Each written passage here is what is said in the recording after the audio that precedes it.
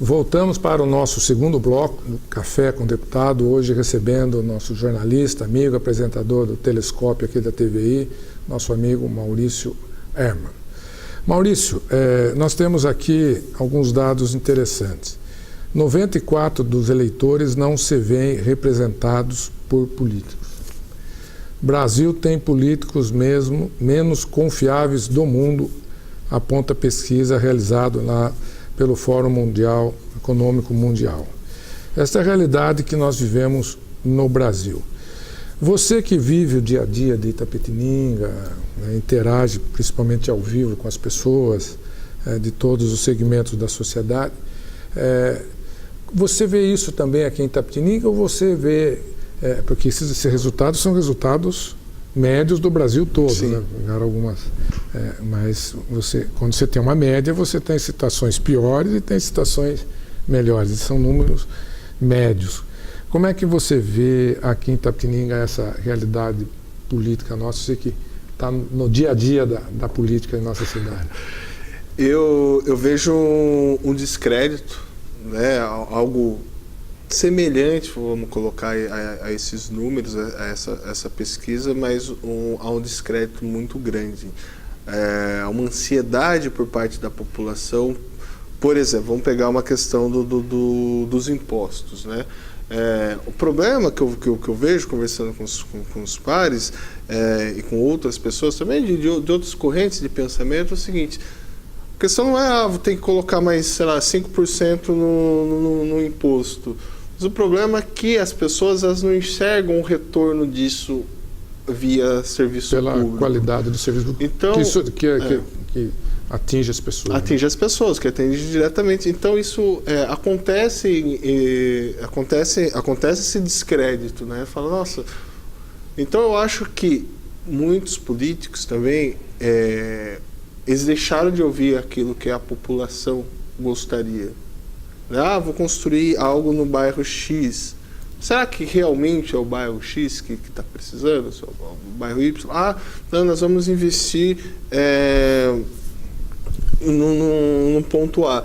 Mas será que é o ponto A, que é a população? Eu acho que a partir do momento que os políticos eles ouvirem mais, eu acho muito legal a constituição dos conselhos, né, municipais, conselhos de bairro, ouvir esses conselhos, trabalharem com as metas que esses conselhos trazem para a governança, esse descrédito irá diminuir.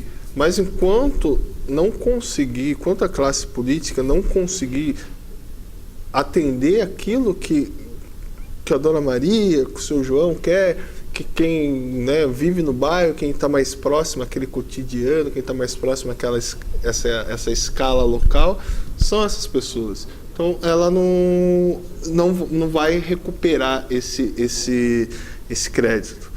Só que tem um problema também que a gente tem que tomar muito cuidado com as generalizações. Seja daqueles com tendência mais à esquerda, aqueles com tendência mais à direita. Já dizia, né, toda generalização é burra. Não pode ter essa generalização. Não concordo essas questões de confiáveis. Eu, por exemplo, posso discordar do senhor de alguma coisa ou ponto, mas eu não posso, de uma certa forma, colocar, eu sei quem são ou como funciona esse sistema. Então, achar eu sei é muito complexo, né? As pessoas têm que estudar mais, entender quem é esse político, tomar cuidado, não pode pegar uma xícara de café, colocar todo mundo aqui, não, são todos iguais. É do ser humano, né, Maurício? Em toda classe, toda atividade do ser humano, você tem pessoas boas, tem pessoas ruins, pessoas mais preparadas, pessoas menos preparadas, sim, bem intencionadas, outras mal intencionadas. O que eu vejo é que na classe política isso ocorre também, que a classe política é parte da sociedade. Você tem gente boa e tem gente ruim, tem gente que trabalha e tem gente que não trabalha. Só que na classe política, e até isso é obrigação da própria imprensa, normalmente se divulga, né, aquilo que não é o correto. Você tem lá em Brasília mais de 500 deputados federais. O deputado federal lá de Brasília que trabalha bem, ele não aparece, não ocupa espaço na mídia. Aí aquele que faz alguma coisa errada lá ocupa as manchetes dos jornais. Então, para o eleitor que está fora, ele vê aquilo que foi feito de errado, mas aquilo que foi feito corretamente Positivo. não é divulgado. Então, é isso que você falou, né? As pessoas terem essa visão crítica, né? E não generalizar, porque a hora que você generaliza, você está sendo injusto com quem trabalha bem e está dando crédito para quem não vai bem, porque generalizou todo mundo, ele fica igual o que tem uma atitude correta. Pois é, Maurício, quando você fala de político ouvir, isso é uma das coisas que eu me preocupo. Por exemplo, a lei da licença maternidade para todo o funcionalismo público do Estado de São Paulo, que foi um projeto de minha iniciativa e depois foi sancionado pelo ex-governador José Serra, ela nasceu de eu escutar as pessoas. Escutar as pessoas. Escutei um vereador lá da cidade de Itapeva, ele, o ex-vereador Tarzan, que sugeriu esse assunto. Numa reunião que nós estávamos conversando, um bate-papo informal. Falou, poxa, aqui no estado de São Paulo poderia avançar. Aí eu fui estudar o assunto. Busquei informações na Sociedade Brasileira de Pediatria, na Organização Mundial de Saúde, enfim, os elementos para ver se justificaria um projeto nesse sentido, né? Consegui com que a Câmara aprovasse e depois consegui convencer o governador José Serra do alcance do projeto e virou lei.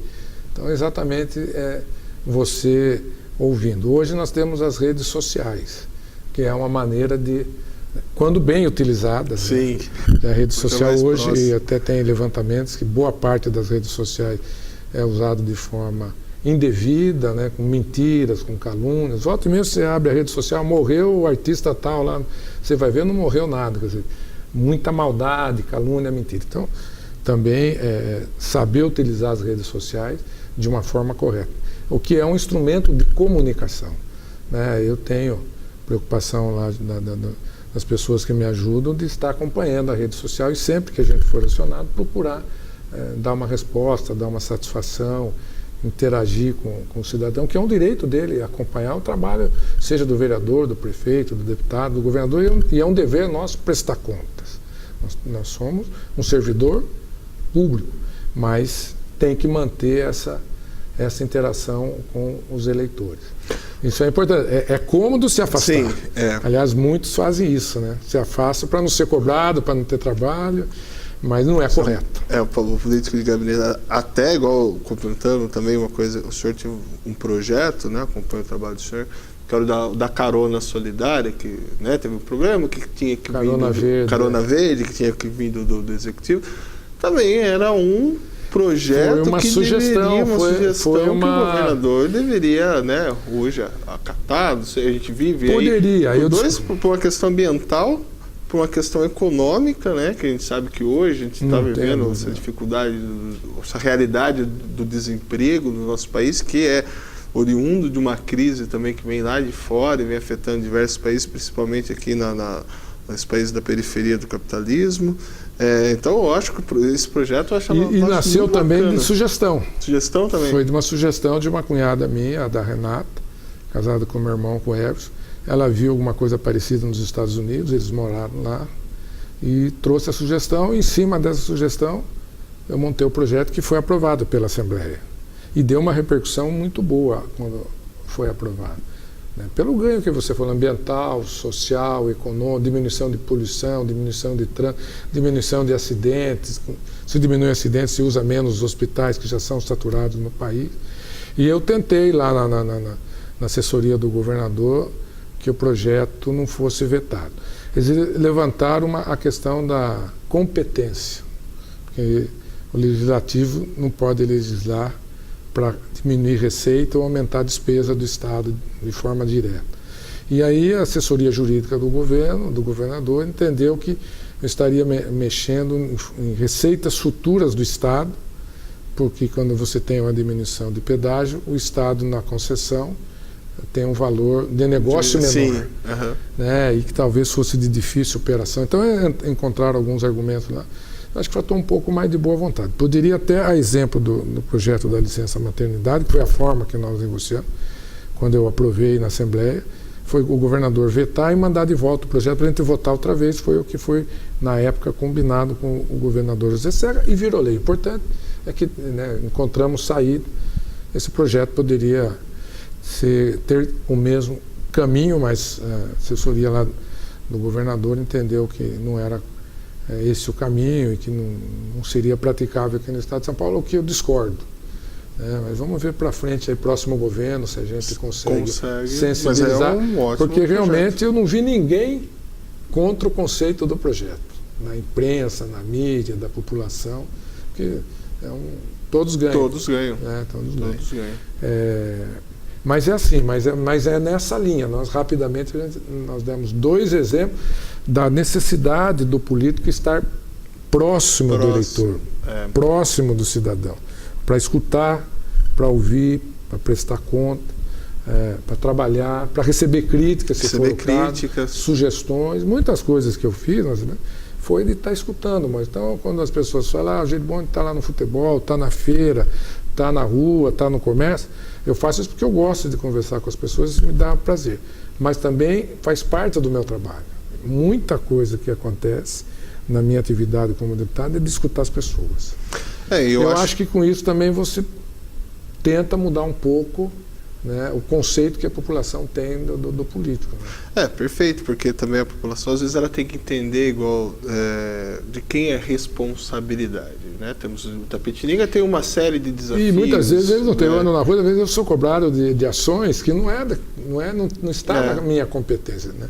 Ou é competência do município, né, que são ações municipais, ou outros casos, competências do governo federal.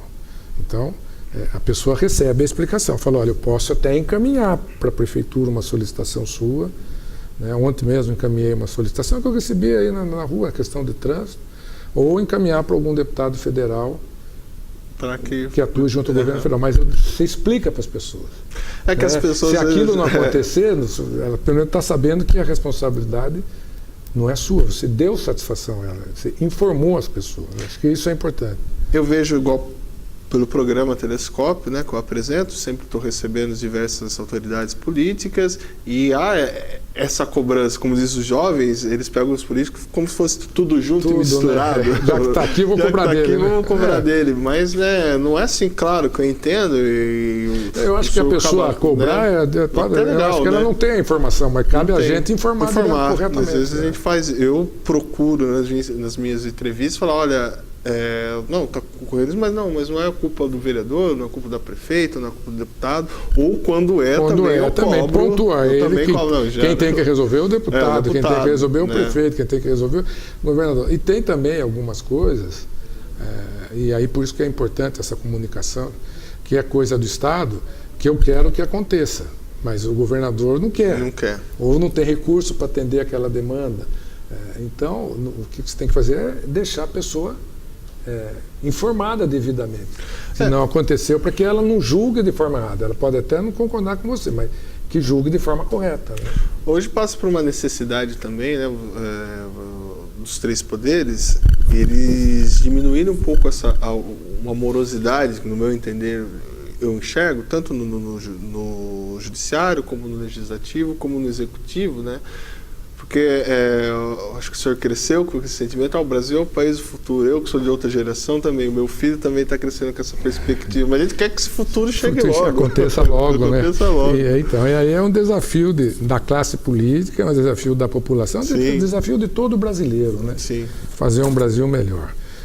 Mas, Maurício, muito obrigado pela sua participação, pela sua gentileza em atender o convite para nós estarmos aqui retomando o nosso Café com o Deputado. Esperamos estar junto aí no nosso dia a dia, que a gente ajude o Brasil a ser melhor, ser uma Itapetininga melhor, um estado de São Paulo melhor. E aos nossos telespectadores que nos acompanharam, os nossos cumprimentos, os nossos agradecimentos e até o próximo mês.